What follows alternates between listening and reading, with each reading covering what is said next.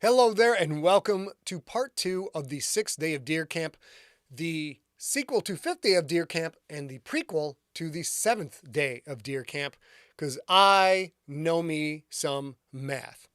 Let me get you caught up on the story so far. We're going to dive right into it.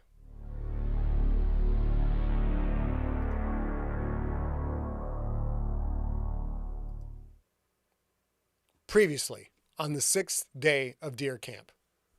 For decades, childhood friends George, Toivo, Jacko, and Bernie have been coming to a remote hunting cabin for 2 weeks during deer season. Now, in their early 40s, it's the one time of year the men can reconnect with each other and with Bernie's dad, Arnold, who is the only father figure that any of the 4 boys have ever known. The trip usually amounted to lots of talking, lots of card playing, lots of beer, and very little actual hunting. This year, however, their treasured tradition ran up against a cataclysmic alien invasion that is seeing major cities attacked and destroyed all across the globe. One of those alien ships, for reasons unknown, crashed within walking distance of the cabin. With the temperature at a deadly 40 below zero before wind chill, the men left their cabin to investigate. Through the trees, the falling snow, and the blowing wind, they can see the lights of this alien ship. A mech or robot of some kind came out to attack them, moving slowly and with obvious mechanical difficulties. The alien mech blew up the cabin with a single missile, after which the 5 men opened fire with their hunting rifles. A lucky shot, perhaps, struck the mech's pilot, presumably killing it. With phones down, no radio, the roads snowed shut, the nearest neighbor miles away, and the men on the edge of frostbite, they have come to a desperate realization. Their only chance of survival is to take shelter inside the crashed alien vessel. And now, the conclusion of the 6th day of deer camp.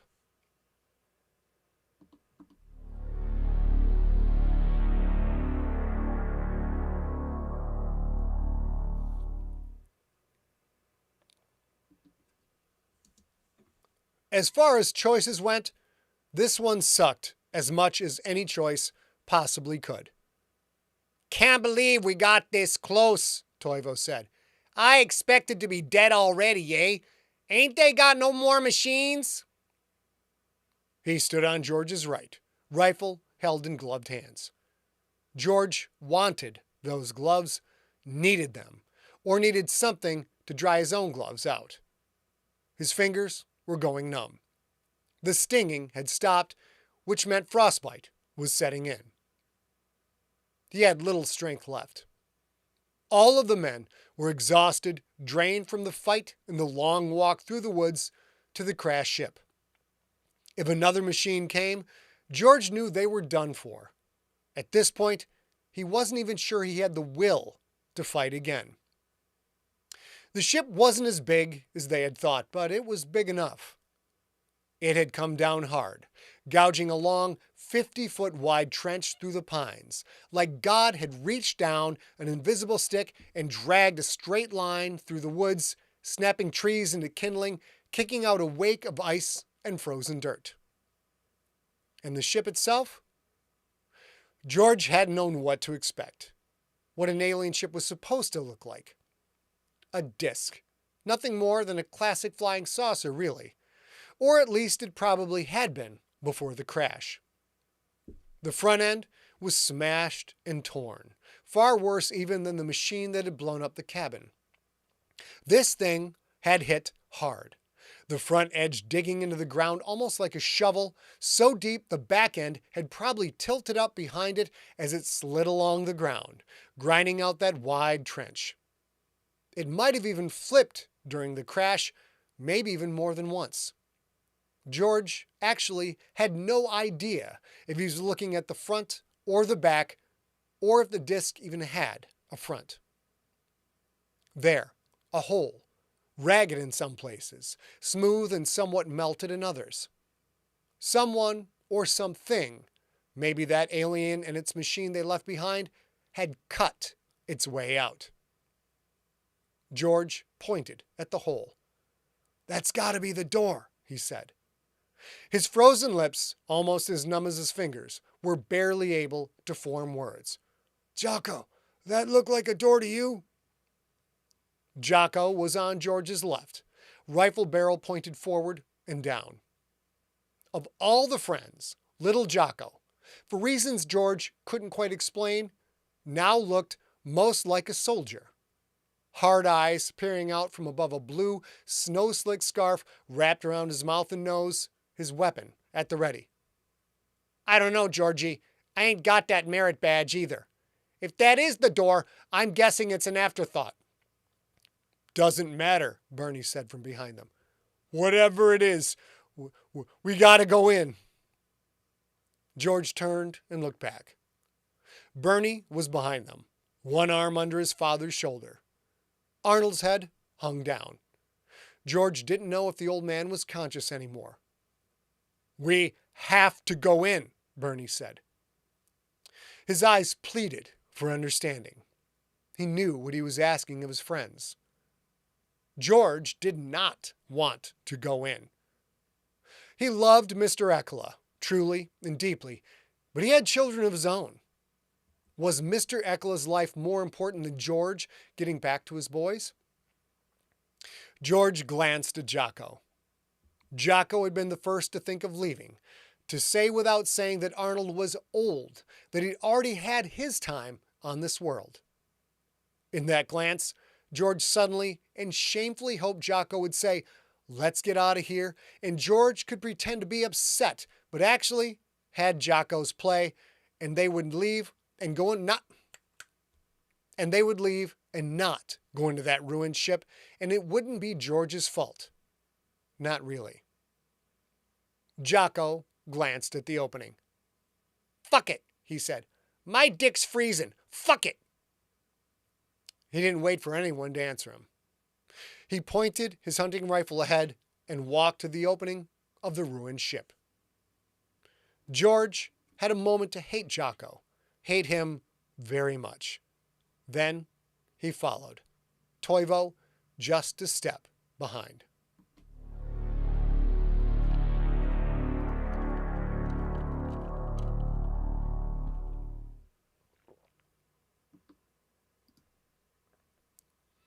There were bodies everywhere. The first few were so mangled, George had no idea what the aliens looked like pre-crash. The yellow color he'd seen in the walking machine, it turned out, was probably clothing, because the twisted limbs and scraps of pulverized flesh showed various hues of blue. He saw what had to be hands, though they looked like they had 2 thumbs and 1 finger, and what had to be arms, connected to the hands, obviously, but long and thin, the arms of a death camp victim in those Holocaust documentaries. He also saw enough biological wreckage to identify legs, stick-thin but not so different from his own, hips, a midsection with what might be vital organs in a bulge on the back rather than the front, for those that still had vital organs at least, and an endless amount of sticky, clear fluid. They're blood, Jocko said. It's got no color. His face was ashen. His upper lip curled back in revulsion. Jocko had removed his scarf because it was warm in the ship. Borderline hot, even. It was such a welcome relief from the numbing cold that it almost deadened the shock of being there in a strange ship surrounded by dead aliens. If there were any of them left alive, they weren't showing themselves. The 5 men moved through the ship, finding its familiarity almost disturbing. Even for a different species, a room was a room, a hallway was a hallway. Everything was bent and broken, cracked, twisted from the impact, but maybe it didn't look all that different from what humans might someday make. The doors were heavy, like something from a battleship. When Arnold could go no further, they stopped in the largest room they could find. Ironically, the room was about the same size as the hunting cabin. Bernie cleared a space of debris then laid Arnold down. One of Bernie's sweaters, rolled up, served as a pillow.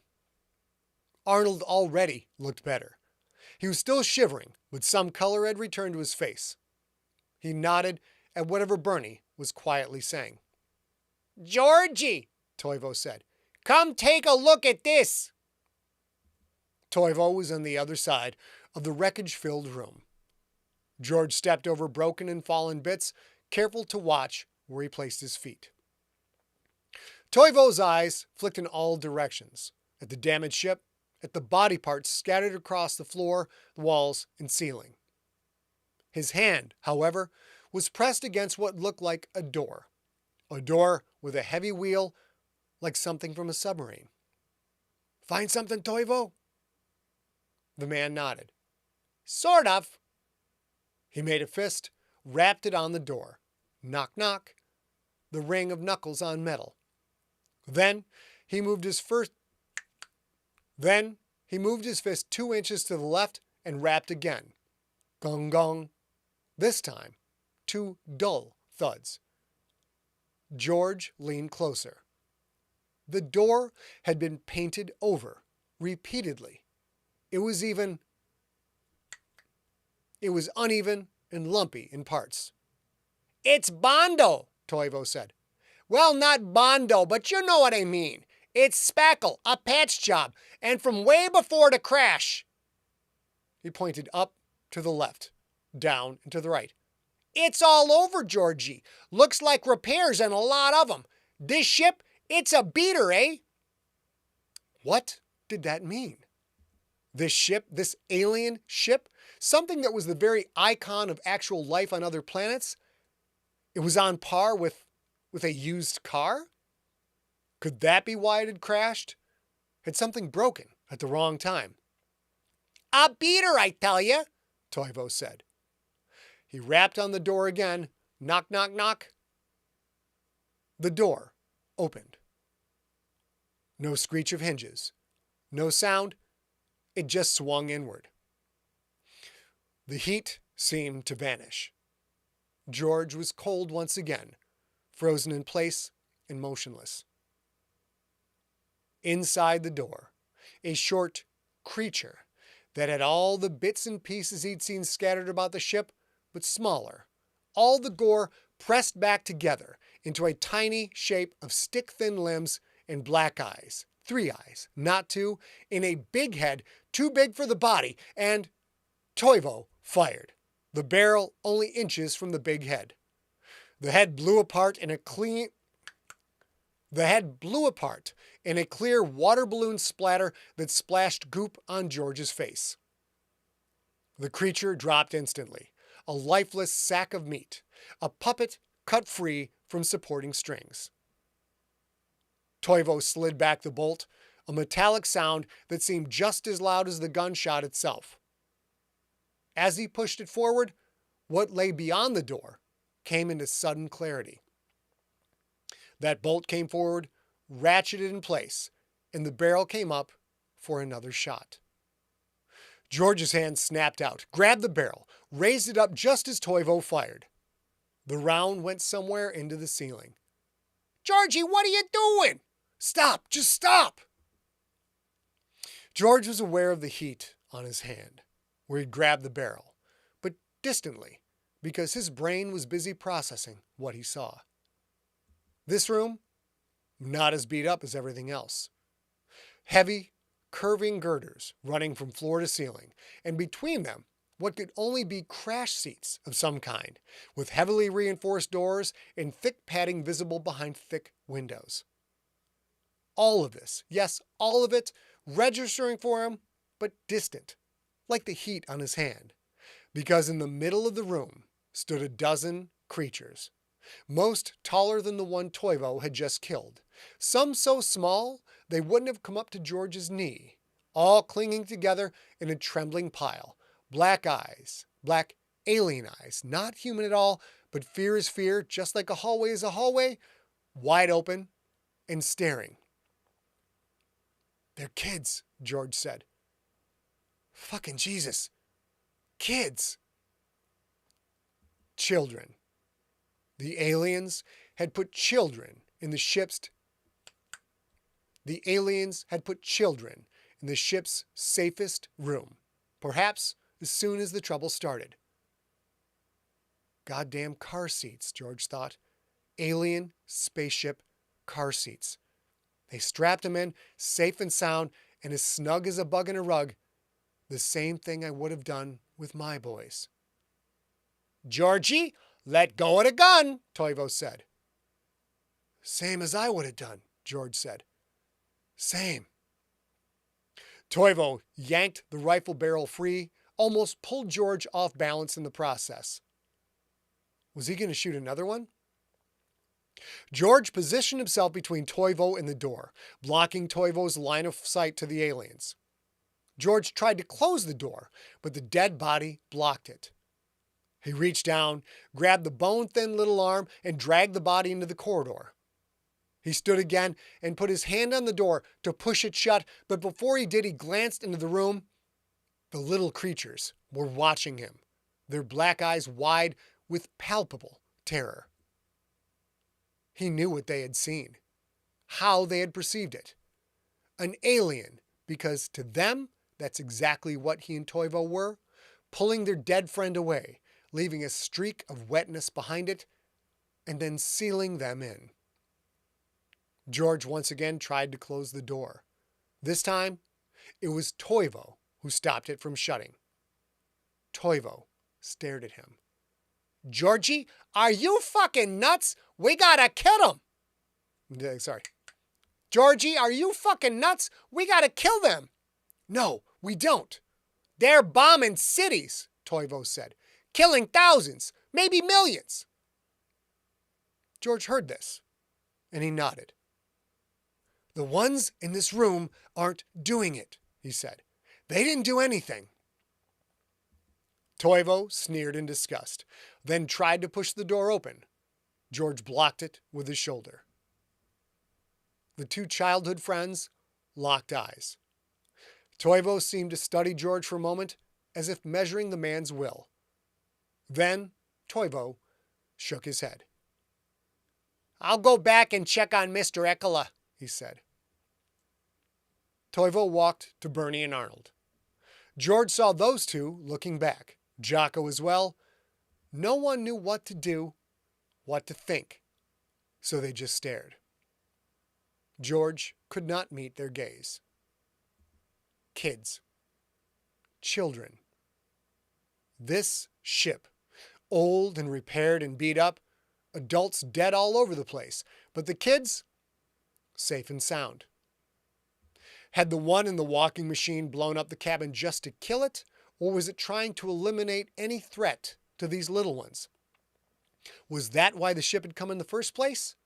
To make a new home? George didn't know. He didn't have any answers. All he could think about was what it would be like if a skinny-limbed alien had kicked in the door to his boys' bedroom, aimed a weapon at their faces, and shot one of them, dropped him like a bag of meat and bones while the other boy watched, helpless to defend himself. How horrible would that be? How life-shattering. How soul-rending. Toivo was right. Before the phone stopped working, George had read the news. The aliens were killing people. Thousands. Maybe millions. But there were billions of people. Billions that would fight back and kill the aliens. But not these ones, George said to no one at all. They didn't do anything. They're just kids. He pulled the door tight. Hands on the wheel, he leaned back, making sure the door had a good seal, then turned it until he heard something click home inside. Just kids, he said. Just kids. He could protect them, but only because all of them, including the people, were in the middle of nowhere. Only because the 4 people nearby were George's childhood friends. And even then, he wasn't sure. If Toivo, Jocko, Bernie, all insisted on opening that door and shooting whatever they saw inside, how far was George willing to go to prevent that? Would a stranger have even let him shut the door? What if it had been 10 strangers? What if it had been 100? If a ship like this crashed or came down near a destroyed city, human survivors would kill any alien they saw.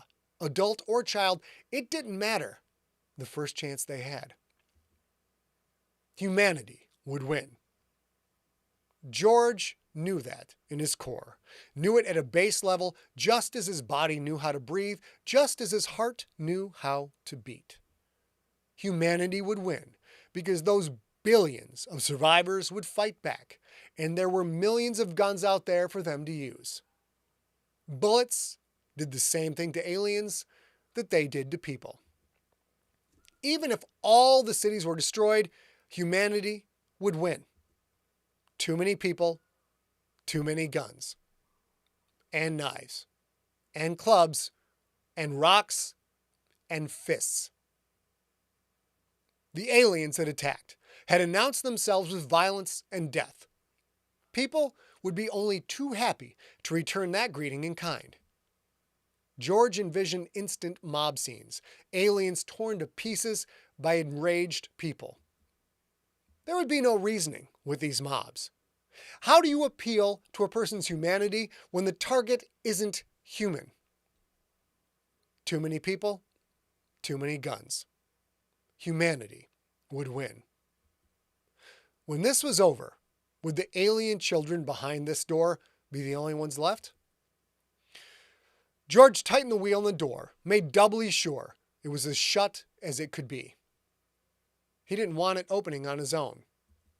And he prayed the little creatures inside would not open it themselves, would not come walking out, because judging by the looks on the faces of his friends, the only way George would be able to stop them was by taking the bullets himself. Just kids, he said. Just kids. He walked over to join his friends.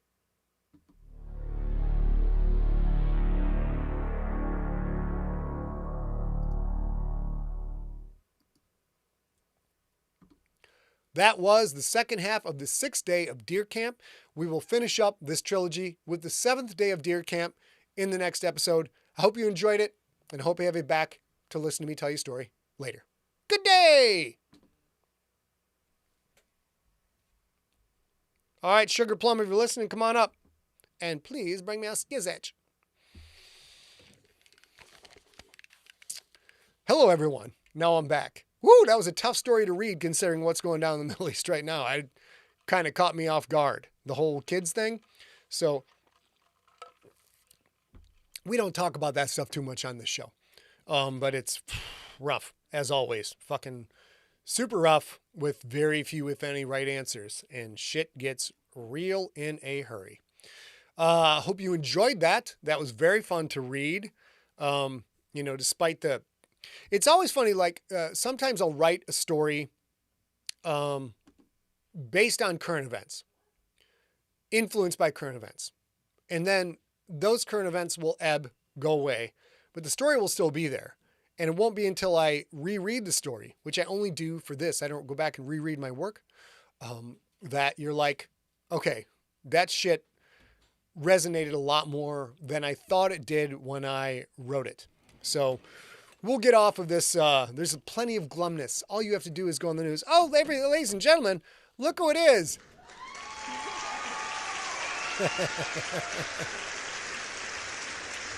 It's the love of my life. Hello, darling. She gonna get herself a chair. I am. Apparently, I did something wrong with the lights. I look even paler now than I normally look. And ladies and gentlemen, I look pretty fucking pale. It's hard to get whiter than I am. It's really, really hard. Cheers, everybody. I hope you guys are enjoying yourself. Looks like we got a good crew in here to enjoy the story. Oh, let me move this computer for you. Oh, I was going to do that. That's right. Now we're going to switch on over, make sure this camera is dialed in. Steve, you say humans are the worst, my friend, but you know what? The whole point of that, the subtext of that story that's not really clearly communicated, or it's foreshadowed at, is the aliens in this story are fucked. They are in a, Mayflower type situation. They're in an Ark situation. They've got to bail. Let me get your computer up here. One sec, babe. Can you hear yourself okay? Nope. Got you right here. Bang. That's Reese. Tell that goat to shut up. The aliens in the story have fled from a desperate situation, and they came in hot. They came in very hot. They found a planet that was suitable for them, and they're like, you know what we're going to do? We're fucking taking this bitch over. Because let's just say the aliens have watched an enormous amount of television, movies, and news. And their thought was... Can't get worse. Their thought was, if we don't punch them in the mouth before they even know we're here, we are going to get slaughtered. Can you scoot toward me a little bit, babe? Thanks. There we go. And this is that old adage of bar fights and conflict situations. He who throws first has the best chance to win. So that's what they decided to do. It did not go well. I forgot about the Bondo part though, because Bondoed cars are such a part of rural living. Everybody's got a car with like all this super bumpy Bondo, and they bought spray paint from the hardware store. It's not the same shade. It's sort of the same shade, but it's not the same shade. And Dr. Daniel Baker, PhD, knew many cars in our high school that were just held together with Bondo and wire. Okay. You didn't have that in Manhattan, did you? No, because none of my, that's right, you have cars. Yeah, and even in my high school, which wasn't in Manhattan, that was true. But I'm very pink today. It's the light's too bright. Vamp. Oh, I'm vamping. Is this the old one? Yeah. Yeah. Okay. So. Sorry, there's something wrong with the light. But bad? yeah, we didn't have too much. Still too bright. Keep going. I don't think that we had too many Bondoed cars, but that looks better. There we go. I think that's better. But I will say, having a car at all would have been. Was that where you're from? Yeah, of course. Okay. 16-year-olds. I think my high school sweetheart, his name is David. He's fantastic. He had a Nissan Sentra, and he delivered pizzas for Domino's Pizza when the droid. No, the Noid. The Noid, whatever that was. Yeah. And he thought it was extremely hysterical to get a little Noid and stick it to the internal light, and then tell every single person he delivered a pizza to about the Noid. I might not have done that. I was going to ask Ryan Minto if he's familiar with Bondo cars, because Ryan is a Michigander. I know, we've been talking. And yes, he is. Also, I would like, okay, I was going to say I don't toot my own horn all that often. That's a lie. I toot my own horn constantly. I'm going to toot my own horn. This is a PG-13 show. Yes. Yeah, it's not wank my crank, it's toot my own horn. I'm going to go ahead and say I am the first writer in the history of mankind to talk about an alien ship having Bondo. I'm going to go ahead and call my shot right now and say that is the way it is. Everything's off tonight. Lighting's off. Angles are off a little bit. We'll do the best we can. All right, let's get into it. Here we go. We'll do it live. I'm going to grab my script. Ladies and gentlemen, let's see what we got. I forgot to tell you what I've got. We're going to talk a little bit about the only way out is to buy sale, because we're fucking capitalists. That's what we do. And I have a surprise for you bitches tonight. We're going to do it. We're going to try to do a sample of Druden.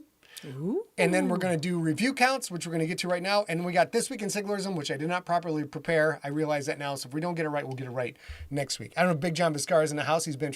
Angela Clark grew up in West Virginia. Yes, she is very familiar with the Bondo buggy, bro. Yeah, an 80 Monza. Oh, Brian Leach, an 80 Monza. That's fucking baller, dog. All right, so let's get into, first of all, let's do review counts, because this is, I got to pat you people on the back. Those of you who have not finished The Crypt, let's take a look.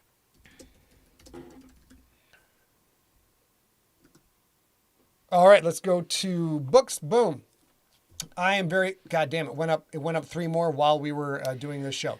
You can't see this, but I'll tell you, we're at 164 ratings, which is fantastic. You guys are great. We're hovering at a 4.7. 4.8 is about as high as you get on Audible. Yeah, most of the time. So we're right up there, because, you got some people who just don't like the book and are going to, hey, Jeremiah Town, first time live, but long time listening. Yeah. That's fantastic. Welcome. So fun. Nice to see you, Jeremiah. Again, as we always say, my goal right now, and this seems audacious. This seems bodacious, audacious. We're going to say it. I want to get this count to 1,000 I'm Jerry Jerry Lewis. And we got to get the numbers up. We got to get I love that you these are just rookie numbers. reference the Jerry Lewis telethon Yeah. as if anyone but us is this old. No, we got a bunch of old people. Well, okay, maybe that's not the way you should say that either. Shannon Chabria just 5-star rated all over my face. Thank you very much. I like a 5-star facial. I'm not going to get you wrong. So we got 164 right now. Let's get that up to 1,000. So if you've read it, do it. Encourage other junkies to do it. Also, remember, little tip: when you click on the ratings, you go into most recent, and you come in here and you click all the 5 stars. You click fucking helpful. That's very helpful for me. All right, so that's that. Now. It turns out you're totally right. Everybody knew what the Jerry Lewis telethon Everybody knows was. the Jerry Lewis telethon is. I didn't realize that. Hey, I notice you have a new sippy cup. Oh, yeah, I'm going to show that 1 second. Sigler Crypt. I can't tell you guys how fucking happy I am this book's out. This book is So great. long goddamn time coming. And then we go over here to, real quick, we'll go to books, go to the Kindle version. Oh my God, it's going up like gangbusters. You are allowed to leave leave a review in more than one place. Over here, we got the Kindle version. Boom, that's now up to 113, which I feel is strong. We talked to the publisher. The publisher said this is not, Athon said it's not a home run, but they're very happy with how things are progressing. And for that, we thank all of you. Now, what were you saying a second ago? Oh, what'd you say? I couldn't understand what you were saying. Oh, it's definitely time to look at the new sippy cup.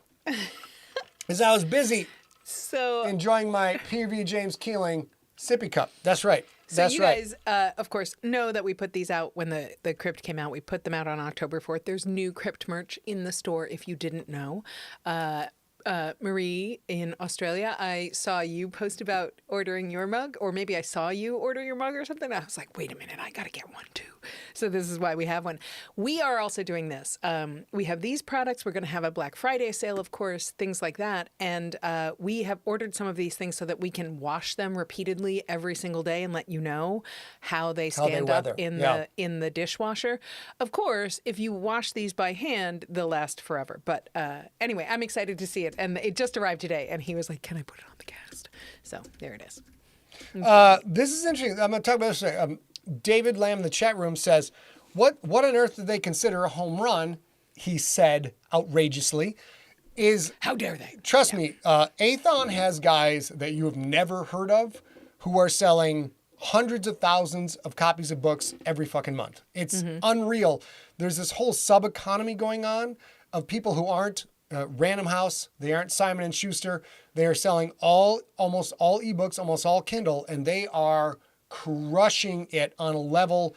I wouldn't. It's maybe not Stephen King level, but it's fucking close, man. Right. It's really close. And one of the things that's important here is Athon will very readily, happily tell you that they are ebook publishers. That's their thing. Yeah, we right? pissed them off with our hardcover, frankly. We are the ones who we actually kind of negotiated how that would work, and that we would guarantee that if we made this available and made it for print, that we would sell this minimum, because we knew that we would. But of course, they don't normally do that. So for them, a lot of their data is about ebooks only. So in that regard, there's certainly, like he said, a home run.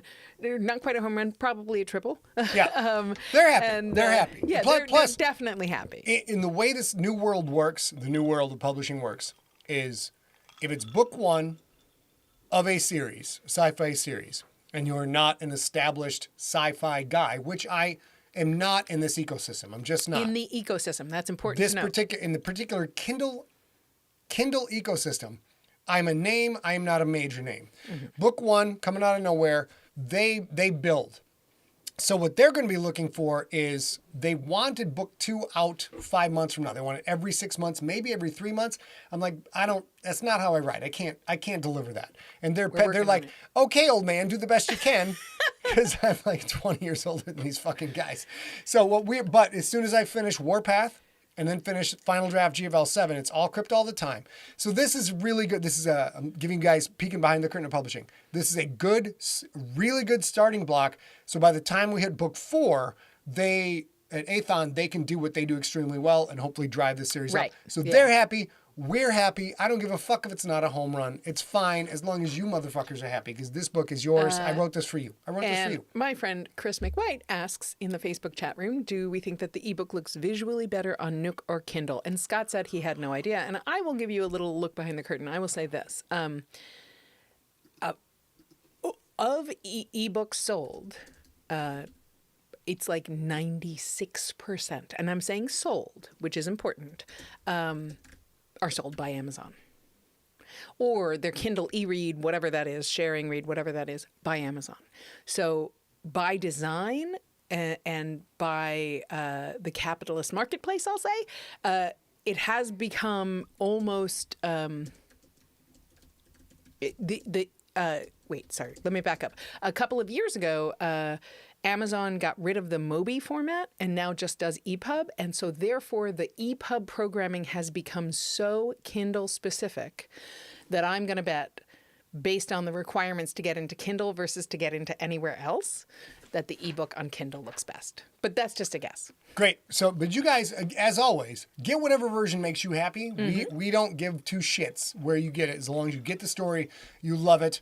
And then, you know, you go to your wall of Scott Sigler and you light one of the candles and you genuflect to the big bald god.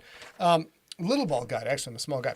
So, but and those of you who bought it in multiple versions, mwah! Now I get buying hardcover if you're an ebook reader or an audiobook reader, but you want the hardcover on your shelf, totally get that. I've got several hardcovers on my shelf that I've never cracked open at all. But if you've bought all three versions or whatever, you're great. Leave the reviews. We love you. Let's get to work. All right, so that is that. We did tell you the only way out is to buy sale. The point of telling you this is, oh, by the way, do you guys see these pictures? I would like to point out, look at these. I'm going to flip through these. What's wrong with these pictures? What are we missing? A drink inside them? Sure, but what else are we missing?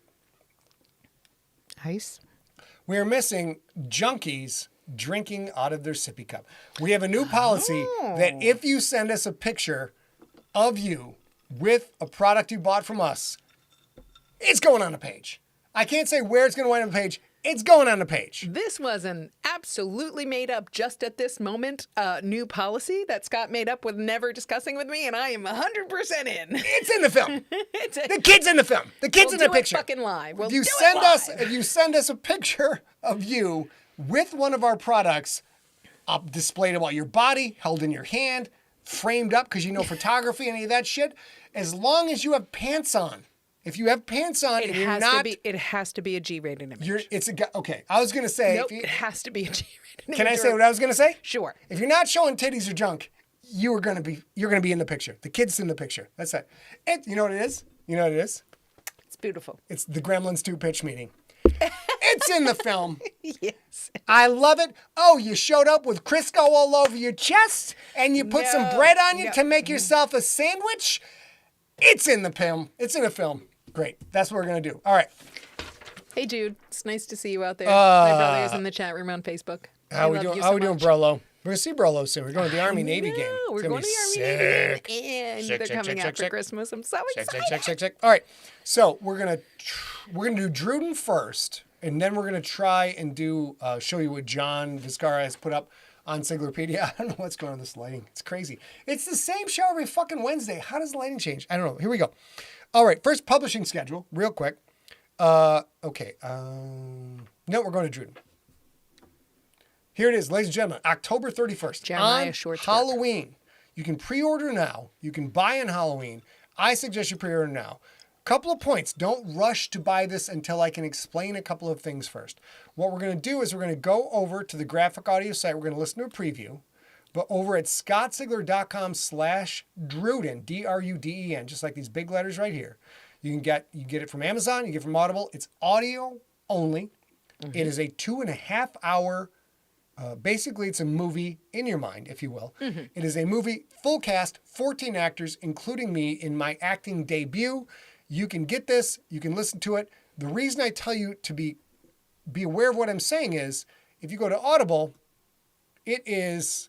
Oh, I already pre-ordered it. Sorry. If you go to Amazon, it's a little pricey. It's $12.24 at Audible at Amazon for 2 hour, 2.5 hours. Yeah. That's a pretty steep price to pay. But if you've got a credit sticking around, you by all means burn it. You can go to scottssigler.com. You can read the synopsis. And you can get it as an audio CD. You can get a physical product, but it is audio only, and it will remain audio only. And in case anybody out there is wondering this, it will never be narrated by Scott. Nope. But Scott does have a cameo in this. Oh, no, bitch, I got a part. I got a fucking part, son. It's not a cameo. Look at this. It's a Look part. at this. Look at this. Look at this chiseled jaw. Look at this actor visage. tiny in the corner. I was born to command center stage, bitches. And that's what I do in this fucking... That's what I do in this. I command center stage. No, it's all audio. So you can't see the chiseled jaw. You can't see the cleft chin. But I'm telling you, it's fucking solid. It's right there. It's right Well, there, baby. can't we never see the cleft chin? 'Cause I got a beard. Yeah. I got a beard. That's why I'm saying that. Why I do you don't get- even know if you have a cleft chin. Yes, you do, dog. Yes, you do. Don't even start with me, baby. Don't even bring that game in here, sister. You can play innocent all you want. You know goddamn well how I I'm look not in sure. all I the think- various integrations. I think, to be fair, I think I've only seen you have. Ladies and one gentlemen, it's legal. November. It's legal. We're married. I can say this. No, but I've only seen you clean shaven. I think one time in You know why? November. You want to know why? And 'Cause you didn't even when live I in this shave, town. when I shave clean, I roughly look like a 18-year-old skinhead Nazi with a growth issue. It's just clean shaven for me is not a good look, but I do, bitches. I got a cleft chin.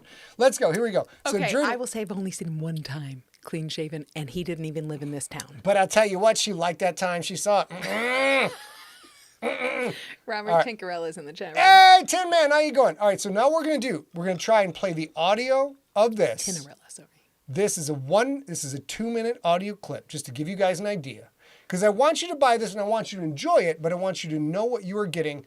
Now I'm going to do this. It may be loud to start with. So ladies and gentlemen, no bullshit. The world broadcast premiere of a sample of Druden, written by Scott Sigler and Adrian Picardi. Here we go.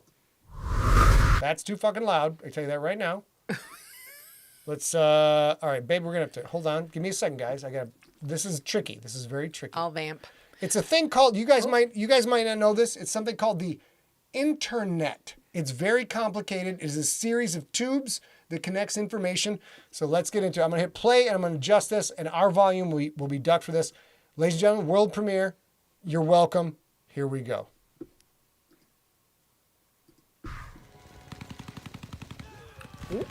Several of the men of 1st Platoon were gunned down, including Charlie. The others tried to dive for cover, but there wasn't much cover to be had.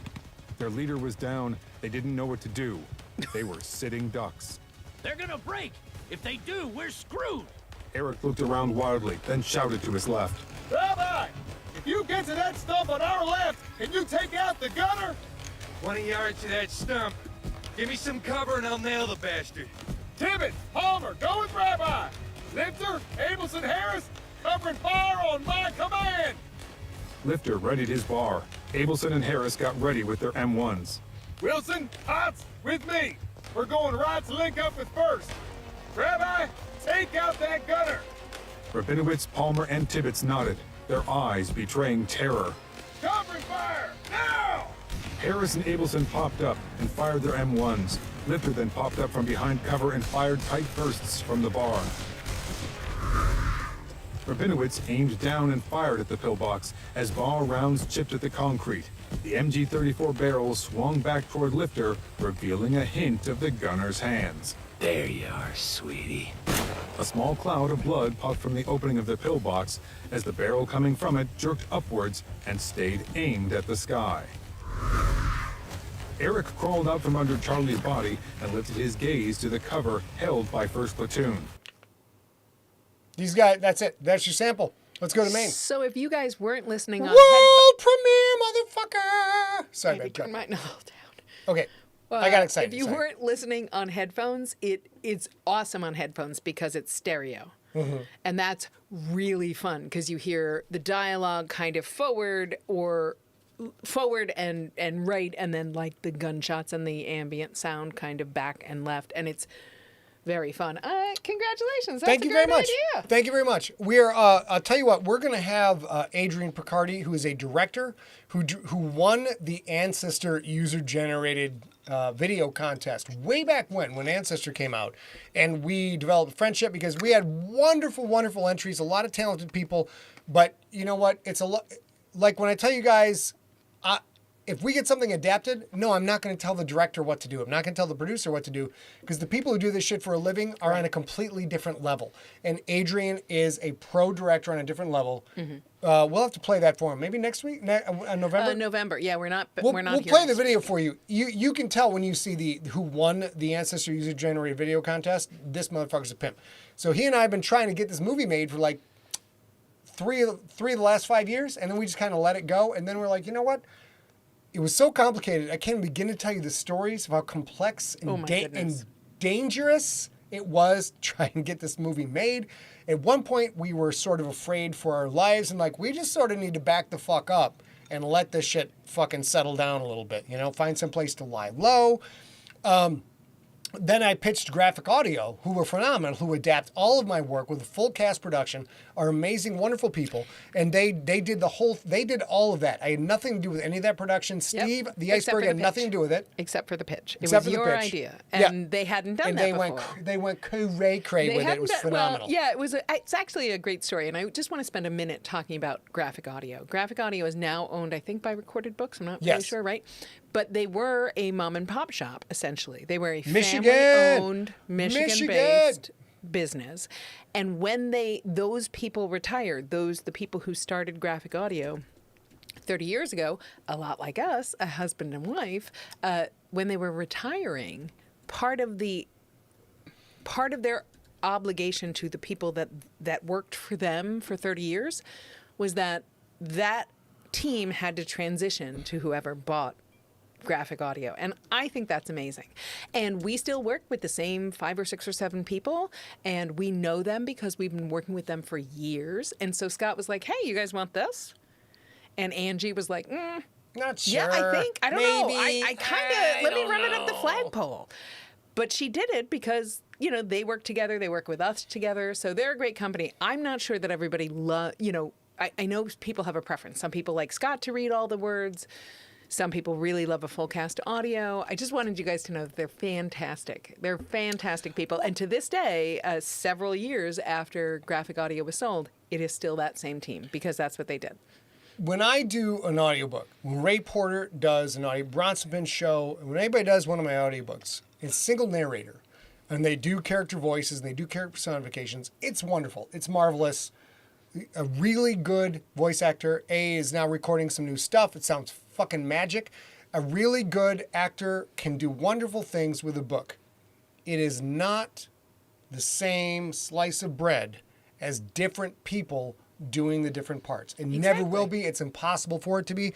So this is, if you guys heard the GFL adaptations, the Earthcore adaptations, they do that. But this is different. This is an original screenplay.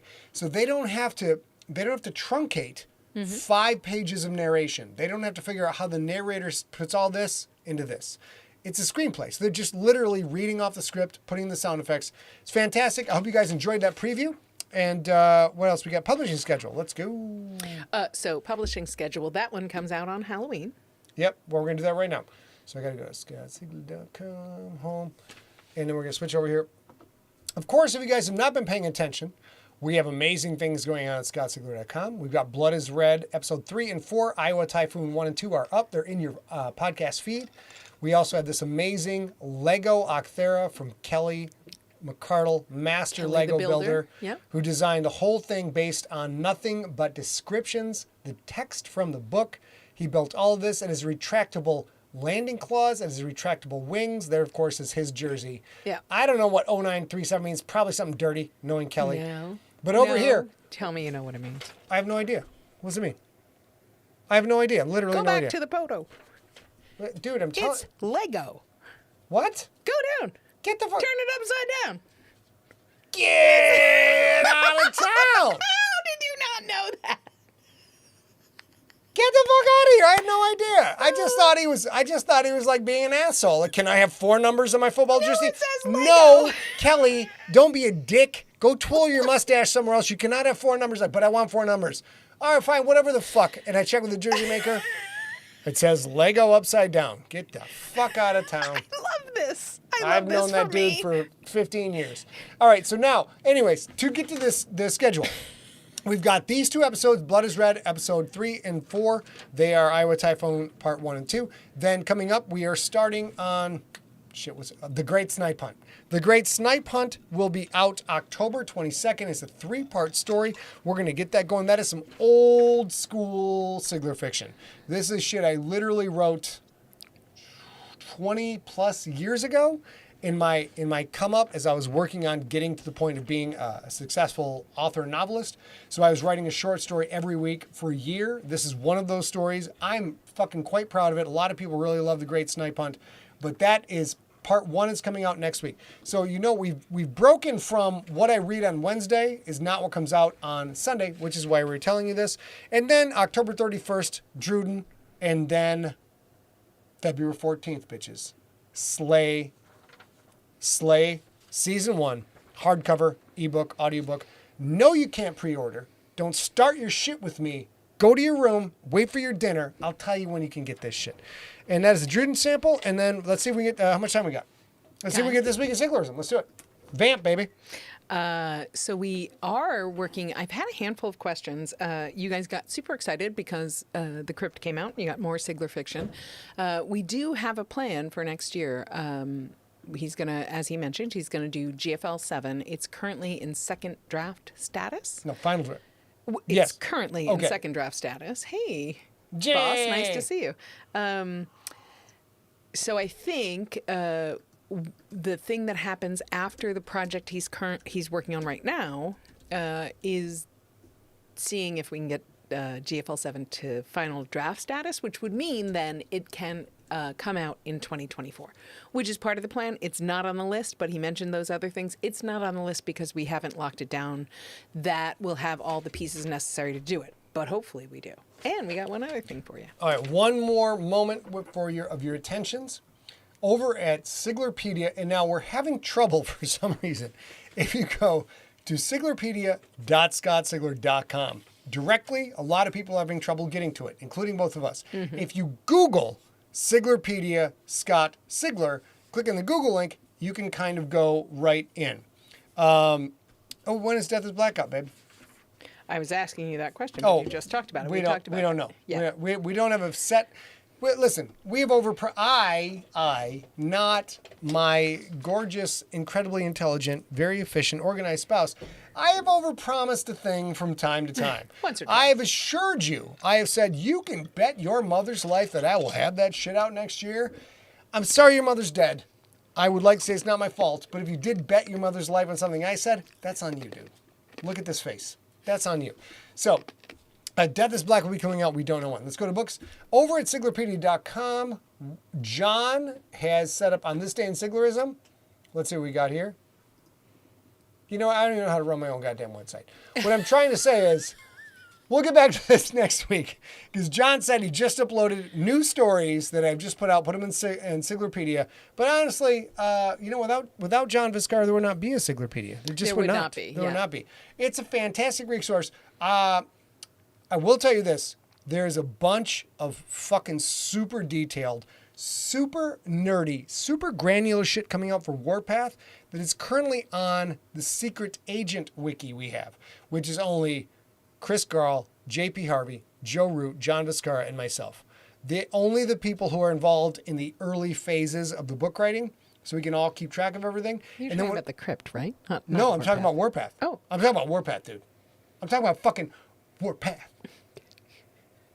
Warpath! Okay. Wait. Not sure what any of that I was trying to sound like a gangster. I sounded like someone who's not a gangster. Warpath! You are definitely intimidating. That did not sound gangster at all. When the book publishes, we take all of these secret pages, we move them over to Siglerpedia, so you guys will get to see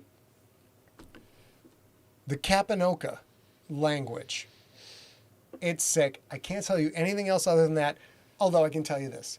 The shit I wrote today the super fresh shit, the shit that's just on the burner right now, fucking simmering and bringing to a boil, then reducing to simmer and just percolating. You're making a glaze. I made a glaze today. Mwah. Salt on the elbow. Fucking shit is unreal. That's the supernatural stuff I was talking about. Because I'll tell you something.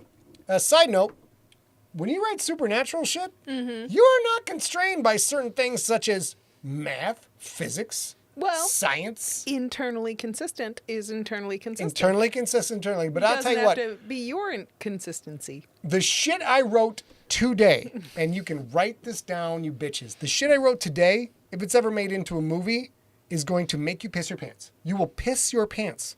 Wear an adult garment to the movie because you will piss yourself.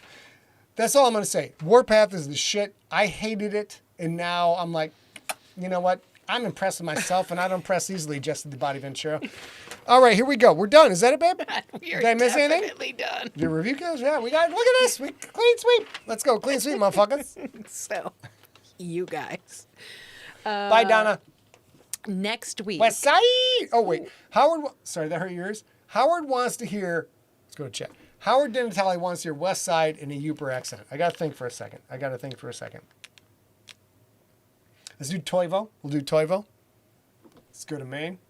Since I can't do this with my fingers, I literally have to do it beneath the camera. He can't do this. So he's under the camera putting his fingers together.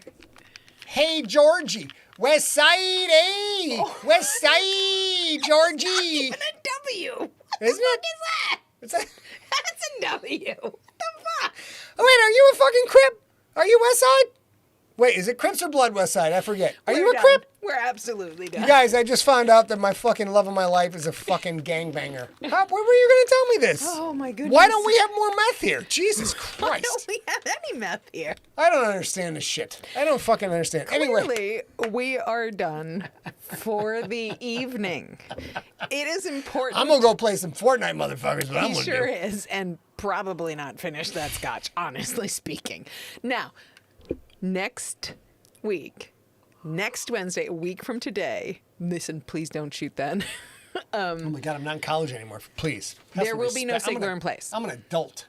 Because Scott is going, Scott used to go on a boys' trip every year before the pandemic. And obviously that shut things down. The pandemic did. And the boys are getting back together.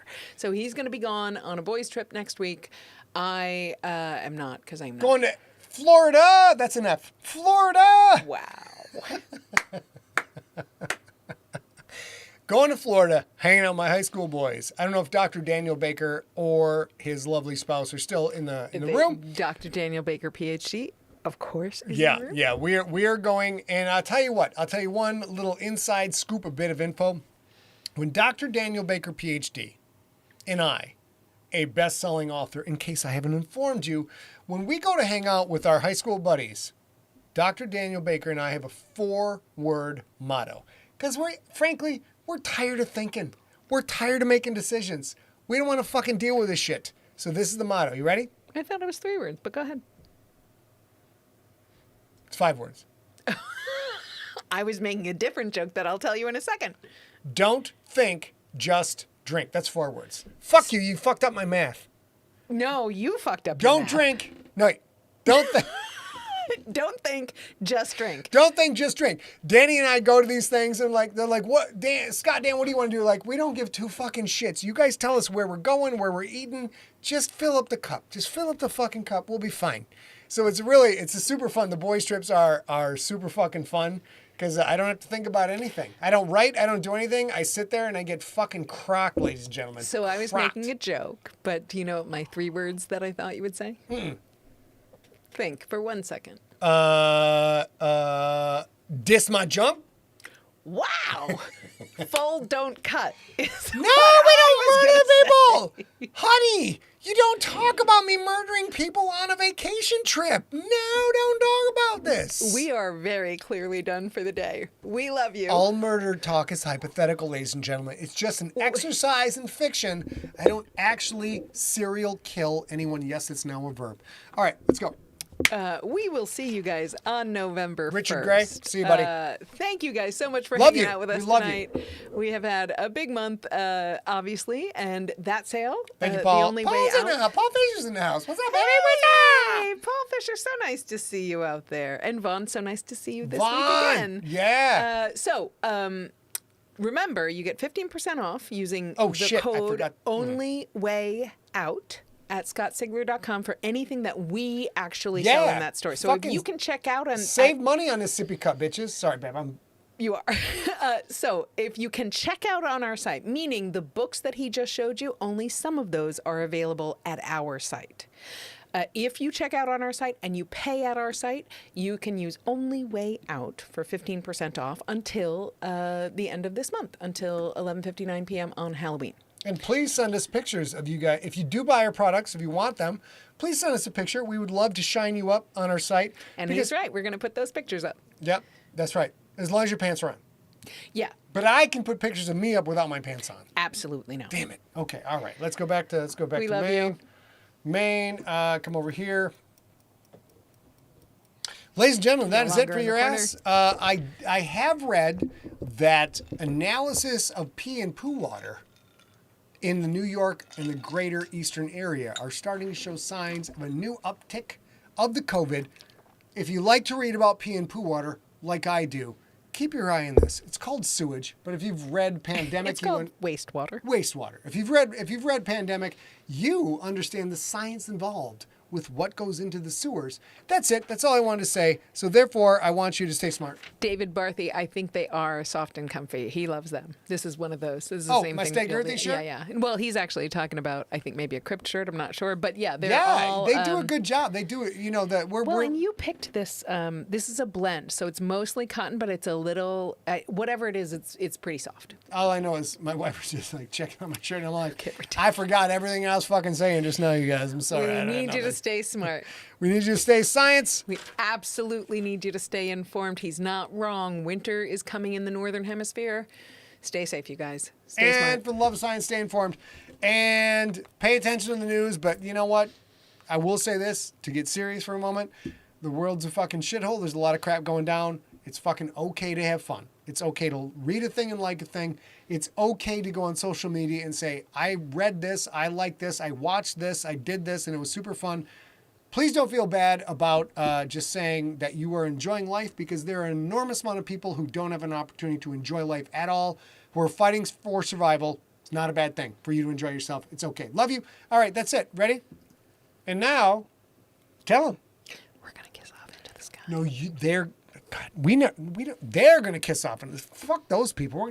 You mean I'll kiss off into the sky?